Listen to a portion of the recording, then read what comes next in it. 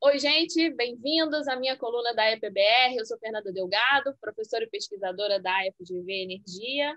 Essa é a minha coluna de petropolítica e vocês sempre me escutam falar aqui de petropolítica, né? Mas hoje eu queria trazer um tema diferente. Eu queria falar de preços de combustíveis no Brasil, sobre sistemática de precificação de combustíveis, né? E para falar sobre isso, eu não posso fazer isso sozinha e eu tenho uma convidada muito importante, muito especial.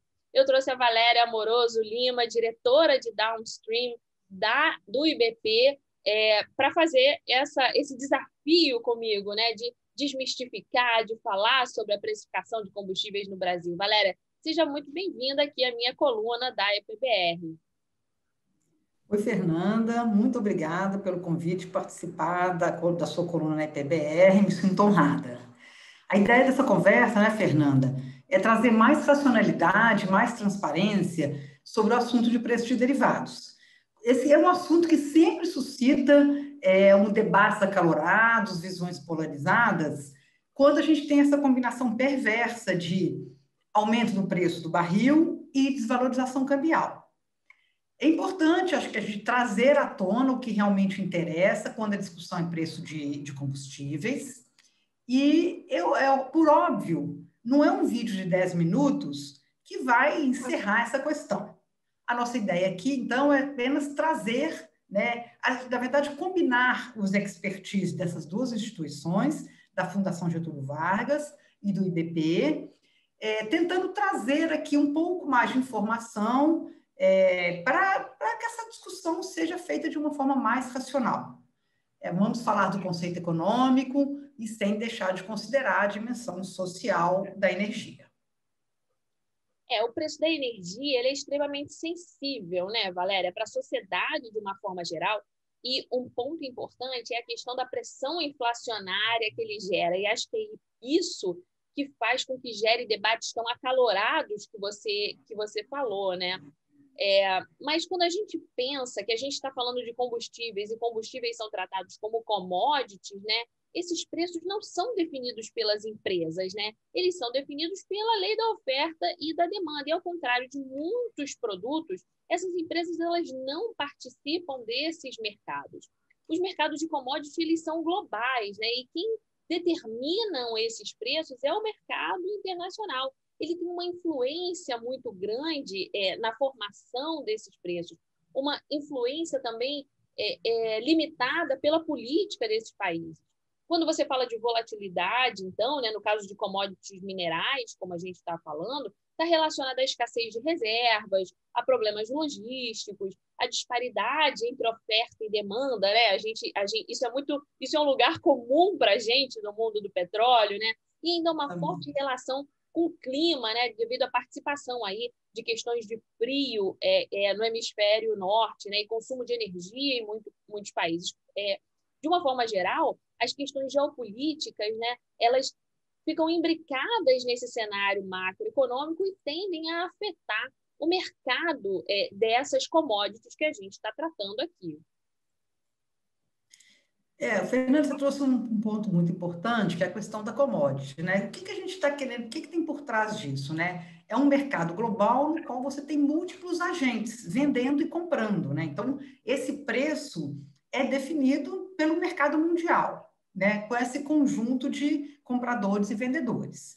No entanto, quando a estrutura de mercado da energia, estou falando especificamente da energia agora, né? Num determinado país, você não tem esses múltiplos agentes, ou seja, você tem uma atuação de um grande agente incumbente, essa referência de preço internacional que é dado por esse precificação internacional das commodities, ela ajuda aquele país a garantir que os preços praticados por esse incumbente não sejam uma caixa preta, não sejam ditados pelo governo sem uma racionalidade econômica, e também ele acaba sendo uma garantia para os investidores de que o custo da energia naquele país não vai diferir muito do que o custo de energia em outro país. Então, ele tem uma certeza que, ao optar por estar num determinado país, ele vai ter custos, de uma certa maneira, mundiais. No limite, é isso que a gente fala quando a gente quer preços alinhados à paridade internacional, né? E foi com base nessa premissa que o acionista controlador da Petrobras, ou seja, o governo brasileiro, e também já mirando na abertura do mercado, foi que a Petrobras adotou, desde o início de 2017, uma política de preços que tenta acompanhar a cotação do produto no mercado internacional. Isso sinaliza para todos que a referência para a produção nacional é alinhada a um mercado concorrencial e com uma precificação independente, né? Dá uma clareza e uma independência a essa precificação de derivado. Você tem um preço atrelado a um mercado que não é ditado dentro do país, né? Isso mostra para o investidor externo que não é o governo nacional que está ditando aquele país, que não tem um controle de preços, que não tem um congelamento de preços. Imagina quem vai trazer os seus investimentos para o país, quem vai trazer equipamentos, quem vai colocar dinheiro no país, gerar emprego, renda, né? E, de repente, ele tem preços que ele tem que obedecer ao mercado, né? A um ditame do mercado interno. Não faz muito sentido para o investidor, não há um incentivo para o investidor, né? Você tem caminhos aí para um mercado aberto, competitivo, dinâmico, e esses caminhos, né, Valéria, eles não passam de nenhuma forma por um controle governamental, né? Eles não passam aí pela presença de um agente único, pelo contrário, quando a gente está desenhando, né, e está pensando no desenho de um mercado plural, ele é plural justamente pela quantidade de agentes, pela quantidade de outros refinadores, de vendedores, né, que criam a possibilidade de preços mais baixos, que é o objetivo nosso lá na frente, né? A pluralidade de agentes, a criação de concorrência, né? Esse é o caminho para que se atinja a maturidade desses preços, né? Os preços represados que o Brasil experimentou, por exemplo, eles não viram uma série de disparidades internacionais que aconteceram, né? Não viram uma série de movimentos geopolíticos que aconteceram, não viram a Primavera Árabe, não viram a invasão do Iraque, não viram a crise financeira de 2008, não viram a crise do subprime de 2014. A gente aqui no Brasil não sentiu essas volatilidades, mas quem sentiu foi a Petrobras, né? A estatal mantinha esses preços constantes, o que criou uma distorção muito grande para a própria companhia, né? Sem dúvida. E você trouxe essa questão, né, de quando você tem um grande agente, né, monopolista, ele tem bônus, mas eles têm ônus, né? E você trouxe isso que foi uma grande empresa, foi a Petrobras, absorvendo, né, todos esses choques de preços que não foram repassados para o consumidor brasileiro, né? E aí, tocando essa questão do monopólio, é importante a gente mencionar, Fernanda, que o monopólio deve ser, no máximo, entendido como uma estrutura transitória, né?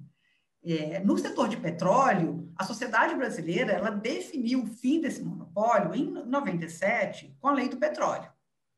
Esse processo de abertura, ele começou primeiro no segmento de exploração e produção, que atraiu vários investimentos internacionais, investidores internacionais, criou depois um mercado que permitiu o desenvolvimento de empresas nacionais na área de exploração e produção, e hoje o Brasil é um grande produtor, um grande exportador de petróleo.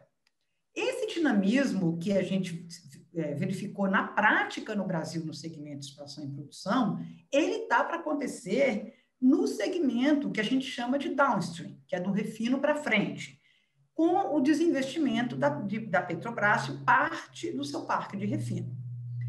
É esperado, então, que a sociedade e o governo comemorem que o setor petrolífero nacional atingiu um grau de maturidade tal que permite essa atuação de múltiplos agentes e que ele possa seguir com novas estruturas comerciais mais modernas, concorrenciais, plurais e livres, certamente com uma regulação feita pela ANP, mas com uma dinâmica totalmente diferente do que um mercado controlado por uma única empresa, né? A gente tem que lembrar que a indústria de energia é uma indústria global. O Brasil tem que ser competitivo, tem que mirar uma competitividade internacional. No todo, né? A gente tem que ser competitivo no todo. No todo, exatamente. E o mercado, e o preço baseado numa paridade internacional é essencial na construção desse efetivo mercado competitivo, que traduz um equilíbrio de oferta e demanda, não apenas no Brasil, mas entre o Brasil e o mundo, né? É equilíbrio este que já é praticado, né, com muita naturalidade na precificação de outras commodities, nas quais o Brasil é um grande exportador, né? A soja, e todos os outros. O Brasil é um grande exportador de commodities agrícolas, né? E essa precificação internacional é muito bem aceita e é natural para esses segmentos. E você falou bem, essa questão do monopólio é muito interessante, né? Porque ela deve ser comemorada, o fim do monopólio deve ser comemorado, né? É como se agora temos uma estrutura de mercado robusta o suficiente, né? Para que o mercado ande sozinho, né? E às vezes parece que isso não é bem entendido pela sociedade, por isso é importante comunicar, né, Valéria? E até a gente pode pensar que essa estruturação de um preço atrelado a um mercado internacional, a uma paridade de preço, ele pode ser uma estrutura transitória até que você tenha agentes suficientes no mercado, uma pluralidade suficiente no mercado, que a sua própria questão de oferta e demanda interna crie a suficiência da formação do seu próprio preço. Mas isso é o futuro, né? Isso é o desejado. Por enquanto, a gente ainda está nessa etapa anterior, né? Além disso, a própria transição energética, né, que é tão falado, e agora com o relatório da agência que saiu ontem, né, anteontem, falando de investimentos em óleo e gás e tomou o mundo aí de soslaio, né? Essa própria almejada transição, ela depende muito de condições de mercado que fomentem a livre concorrência, né? Que aumentem a eficiência em busca de fontes alternativas de energia. Então, qualquer alternativa, qualquer tentativa de interferência que não preserve a liberdade de preços em todos os elos da cadeia vai ter efeitos muito negativos e atrasa a nossa participação nessa transição energética, não só a nível nacional, como a nível global, como você falou. A gente está inserido numa agenda energética mundial. E os efeitos negativos são muito conhecidos, né, Valéria? A gente já experimentou isso muito, muito lá atrás. A precificação clara e correta, então, né, como você falou, ela facilita a comparação de custos, por exemplo, né? O fóssil financiando renováveis, para a sociedade ter clareza da precificação desses renováveis, né? Como eu consigo colocar essas coisas na mesma base, né? Até para que eu consiga dar mais visibilidade e alavancar princípios como o mercado de carbono, né? E o próprio renovável. Então, olha como é importante e como transborda o próprio mercado de combustíveis a própria paridade de precificação no mercado internacional, não é, Valéria?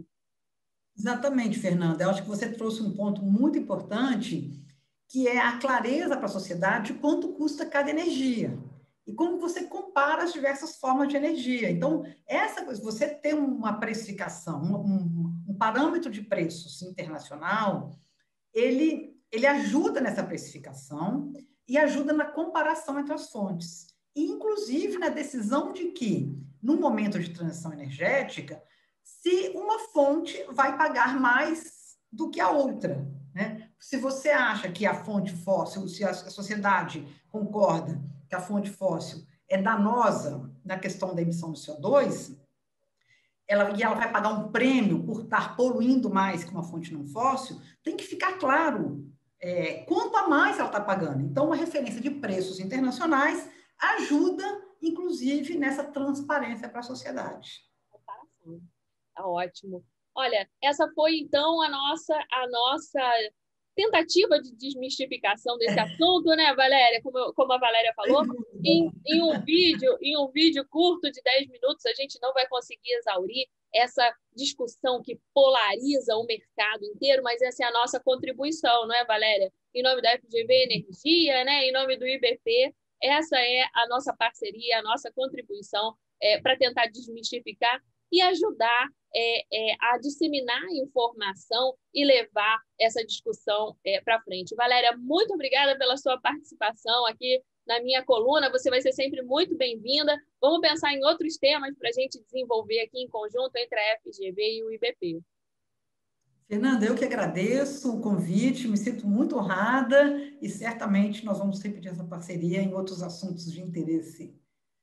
Obrigada, gente. Vejo vocês daqui a 15 dias.